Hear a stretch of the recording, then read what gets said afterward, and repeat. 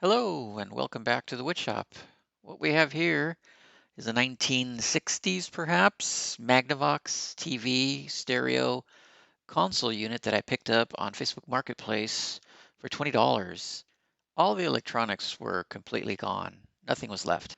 I really didn't need it, but figured there's at least $20 worth of wood and other miscellaneous parts, so I went ahead and purchased it. It's super long, and for me to use it for anything, I would need to make it smaller, and that's what we're going to do. But before we start, consider hitting that like and subscribe button. I'll be posting more woodworking related videos very soon. Okay, let's get started with our project. All right, here's where the TV used to be. The turntable was there. The tuner was on this side. Yeah, here's where the turntable used to be.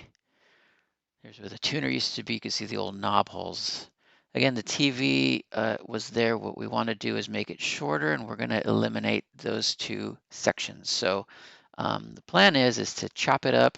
Everything will have to be cut in order to shorten this piece. Well, it seemed like removing about 1,000,000 screws.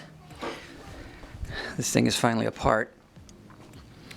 There's the top, the two front panels, the lower rail, the two sides, the rear rail, and the bottom. This is going to get chopped off, this section right here, and this section right here. So every long piece will need to be shortened by that same amount. Okay, I don't think I need, no, I'm not going to mess with the two sides. It's just mainly everything needs to be shortened down. So that's the next step. Okay, so cut number one is to remove this panel. The plan is that this will now slide over underneath here in this dado, and this will no longer be used. So now this will be here, and this whole piece will be here. Okay, same with the other side. Cut that out.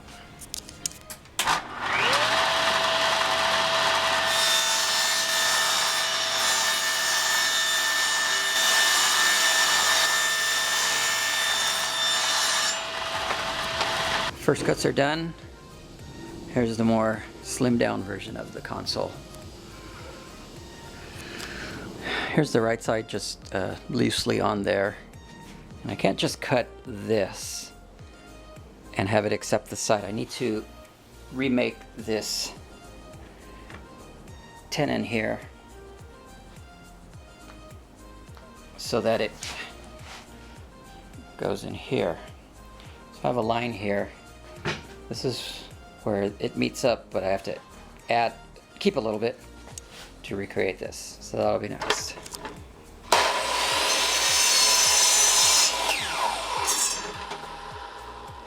We're going to use the old tenon from the cutoff to figure out the height of the blade to make the new tenon. You can see the blades adjusted to the bottom of the dado, and we're going to run it across.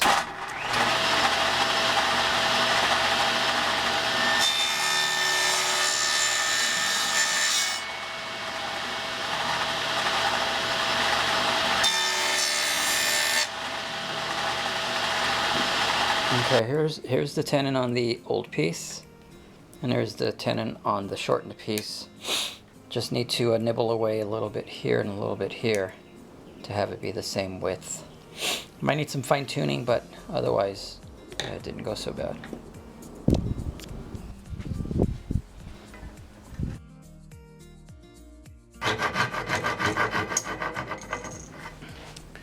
Alright, here's the completed tenon. And fit pretty good.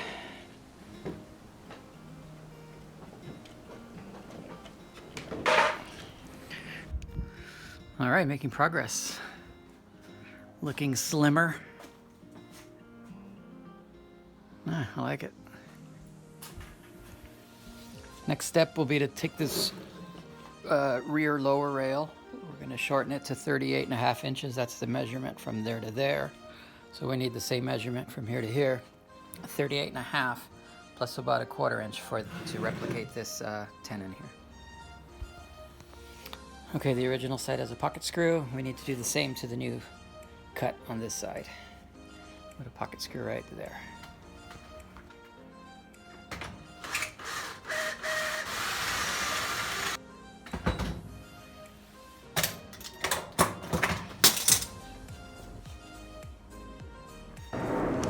The next piece we're going to make is the bottom.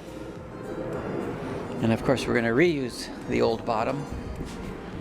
We're just going to trim it short. You're not going to see any of this anyway. But this piece already has these tenons cut into it.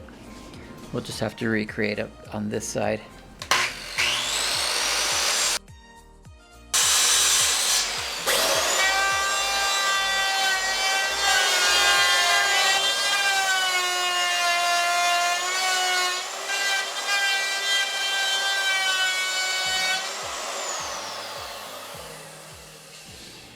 All right, bottom is in, and man, did it firm it up.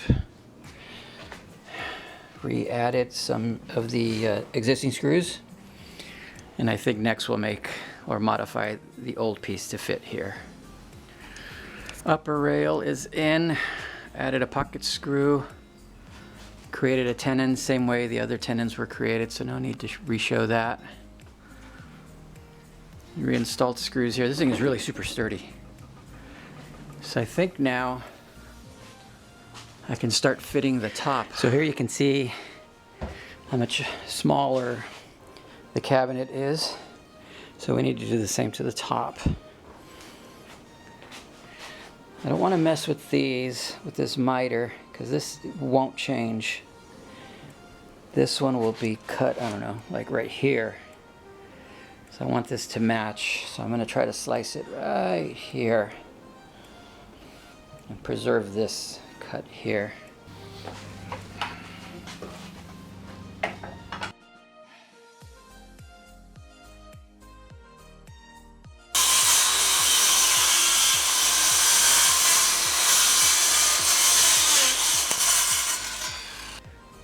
So by matching up the two lines, I know I need to cut right here, and that'll keep the centerpiece centered.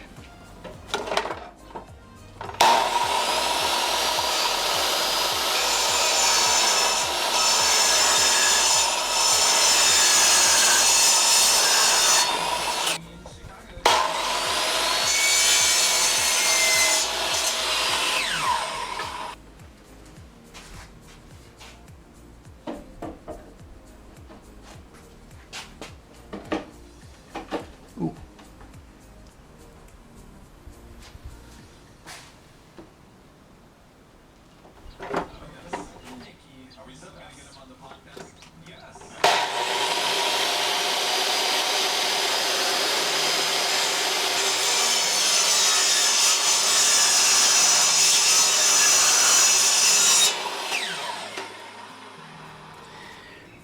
All right, well, after a lot of trips back and forth to the miter saw, I think everything is good now. So last thing for today, we need to, remember they're a lot smaller, so we're gonna slice this here.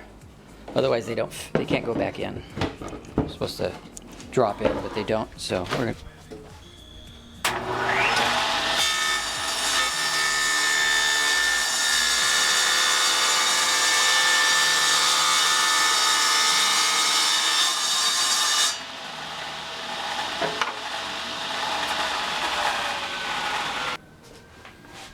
Alright, the new shortened tops.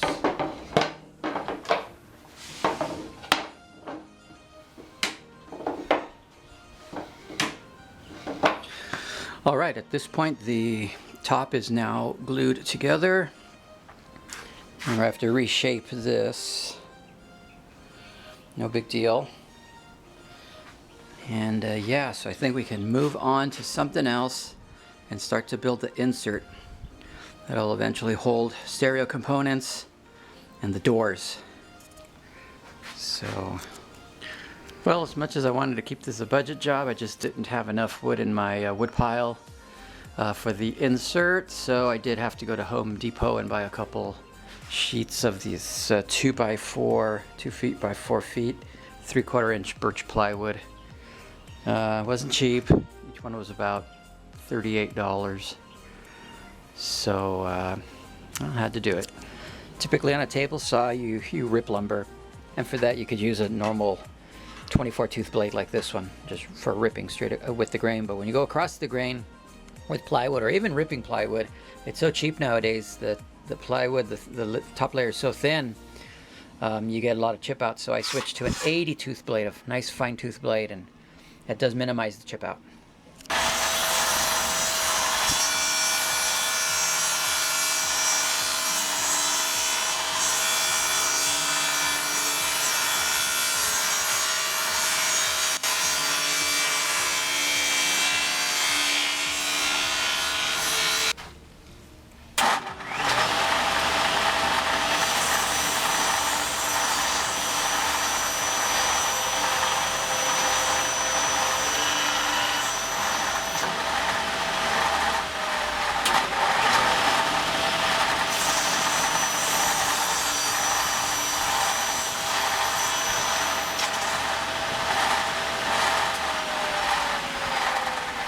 Okay, here are the two side pieces to the case. They're just loosely in there. Next, we'll cut a piece to make a shelf here, and then up here to enclose it to make a box. For the insert, I ended up just making a box. No dados or rabbits. I only had 48 inches of wood, and each of these, had I made a rabbit, would have required wood longer than about 24 and a half. So I just put a cleat here, which is one of the scraps from the original cabinet, and then screwed it all around. That should be plenty strong.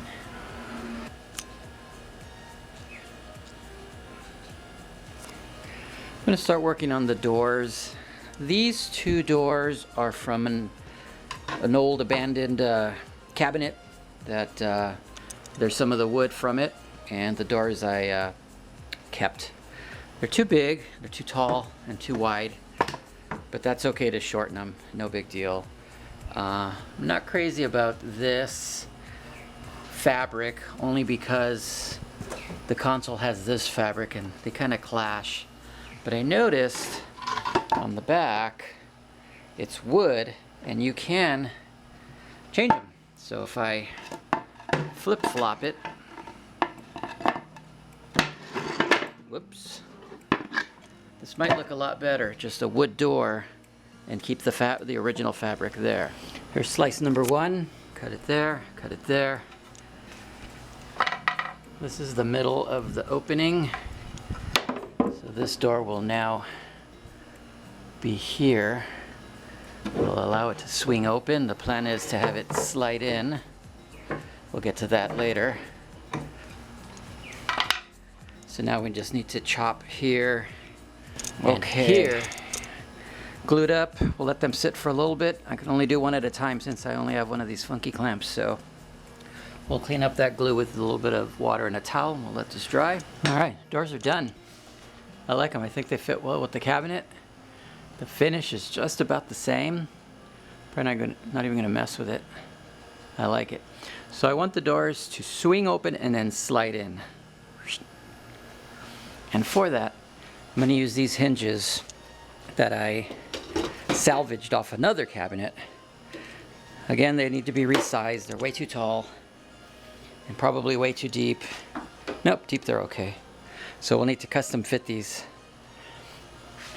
to make the doors swing open and then slide in. I have these old boards from a cabinet I took apart.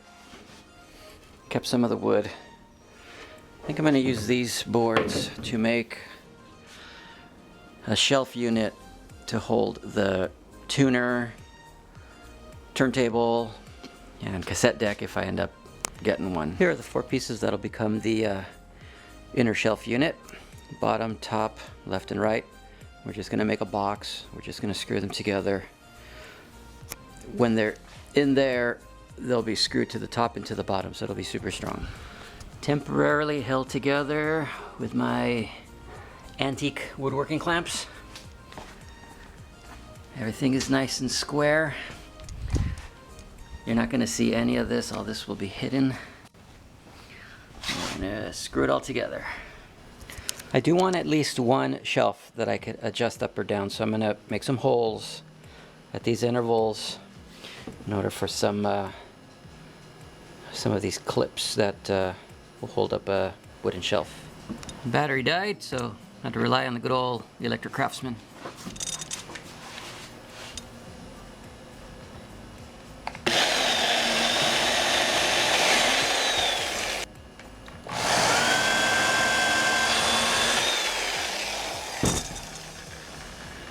Okay, here's the shelf made with the remnants of the sheets of plywood I bought for the case. I don't like the raw edge of the plywood. We're gonna stain that some type of golden brown color to match the rest, but I think I'm gonna edge band it. These are some of the scraps or the pieces when I dismantle the cabinet. I think we'll edge band it with this one. I think it'll look nice. Well, after a lot of trial and error, installing, removing, and measuring, the hinges are finally in their final resting place. This will slide back, the door will come out and close.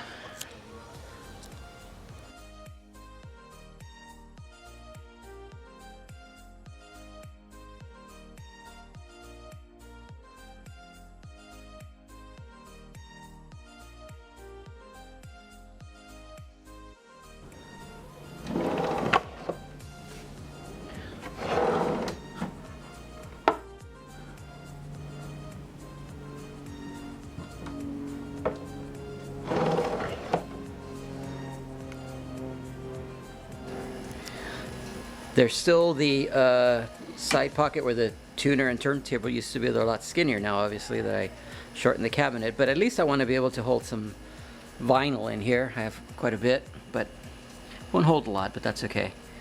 I'm thinking of adding a cleat here all the way around, and then a shelf sitting on top of those to make a little cavity there for the records. So we'll make something from the scrap pile. Never toss your scraps until the very end. No one's ever gonna see those, but they come in handy.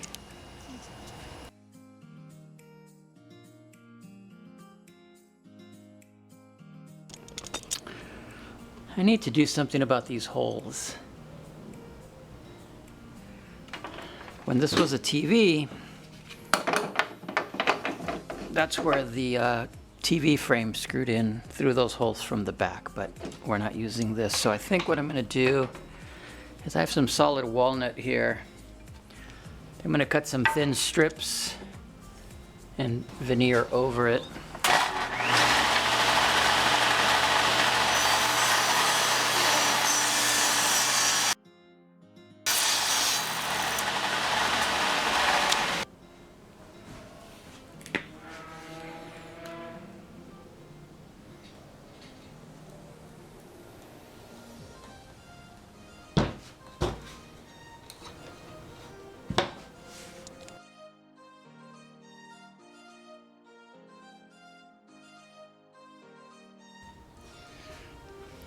For the back, we're going to use the original. We're just going to shorten it to fit. You remember when I shortened the top rail? It's just a straight miter, and this at one time was rounded over, so I need to match that round over. Some nails I jammed in to secure it. So we're just going to hit it with a coarse file and round it over. Much better. Just fill that in with some putty, these nail holes with some putty, and we're good to go. So I'm going to leave most of the stain, but where we did do some repair, just going to touch it up. The whole cabinet's going to stay the old finish, give it a patina look. To match it up, I'm just going to touch it up with some golden oak color.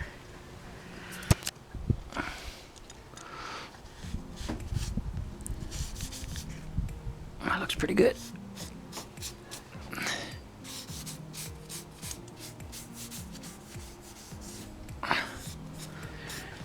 You know, after closely looking at the top, it's a bit beat up.